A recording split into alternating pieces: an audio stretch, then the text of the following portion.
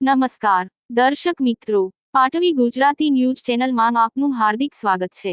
પાલેજ નગરમાં ભારે વરસાદ ખાબકતા જેટકો સબ સ્ટેશનમાં વરસાદી પાણી ભરાતા ડીજીવીસીએલ કચેરીનું કામકાજ ખોરવાયું। સબ સ્ટેશન સંકુલમાં ગોઠણસમા પાણી નજરે પડ્યા હતા। ભરૂચના પાલેજ નગર સહિત પંથકમાં ગતરોજ વરસેલા ભારે વરસાદને પગલે જળબંબાકારની સ્થિતિ સર્જાઈ હતી। પાલેજ નગરની મધ્યમાં આવેલું તળાવ પણ વરસાદી પાણીથી ભરાઈ જવા પામ્યું હતું।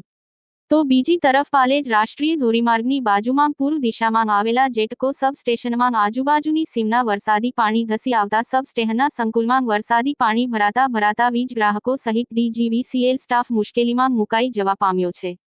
મીડિયા કર્મીઓએ જેટકો સબ સ્ટેશનની મુલાકાત લેતા સબ સ્ટેશન સંકુલમાં ગોઠણસમા પાણી નજરે પડ્યા હતા અને જેટકોના કર્મીઓ ગોઠણસમા પાણીમાં બહાર નીકળતા નજરે પડ્યા હતા।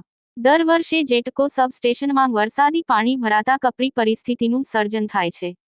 પાણી ઓસર્યા પછી જ ડીજીવીસીએલ કચેરીનું કામકાજ પૂર્વવત થશે।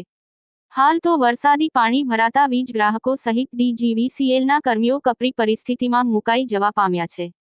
ભરૂચ માંચ મોહસીન કારા। બ્રેકિંગ મારીશું ને